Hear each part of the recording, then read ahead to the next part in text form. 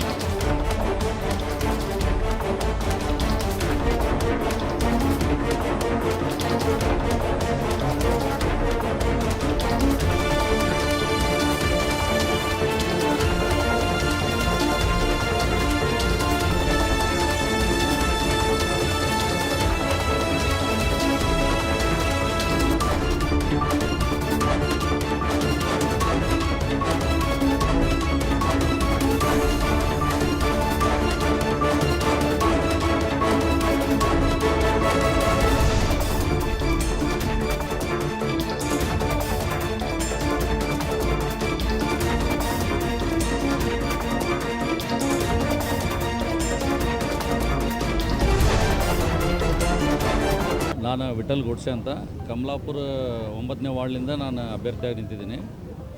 ನಾನು ತಕ್ಕಡಿ ಗುರುತಿಗೆ ನಿಂತಿದ್ದೀನಿ. ನಮ್ಮ ಕಮಲಾಪುರದಿಂದ 9ನೇ ವಾರ್ಡ್ನಿಂದ ನನಗೆಲ್ಲ ಜನರು ನಂಗೆ ಸಪೋರ್ಟ್ ಮಾಡಿ, ಎಲ್ಲ ನಮ್ಮ ಮರಾಠ ಸಮಾಜದವರು ನಂಗೆ ಸಪೋರ್ಟ್ ಮಾಡಿ ನಿಂದಿಸ್ಯಾರ. ನಾವು ಈ ಸಲ ಪೂರ ಬಹುಮತದಿಂದ ಆರಿಸಿ ಬರ್ತೇವೆ ಅಂಥೇಳಿ ನಾನು ನಿಮ್ಗೆ ಸಪೋರ್ಟ್ ಮಾಡಿ ನಾನು ತಕ್ಕಡಿ ಗುರುತಿಗೆ ಮತ ಹಾಕಲಿ.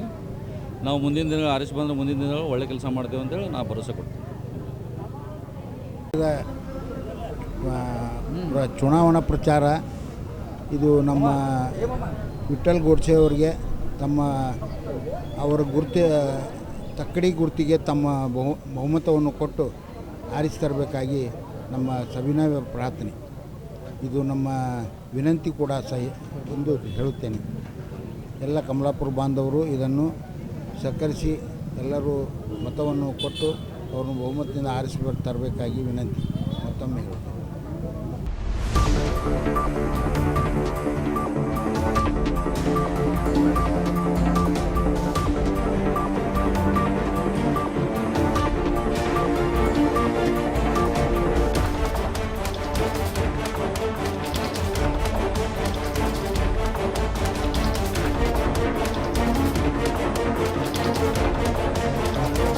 ಮರಾಠ ವಿದ್ಯಾಪ್ರಸಾರಕ ಮಂಡಳಿ ಭಾಳ ಹಳೆಯ ಇತಿಹಾಸವನ್ನು ಹೊಂದಿದ್ದು ಈ ಸಲದ ಚುನಾವಣೆಯಲ್ಲಿ 9ನೇ ವಾರ್ಡಿಗೆ ವಿಠಲ್ ಗೋಡ್ಸೆ ಅವರು ಪ್ರತಿನಿಧಿಸುತ್ತಿದ್ದಾರೆ.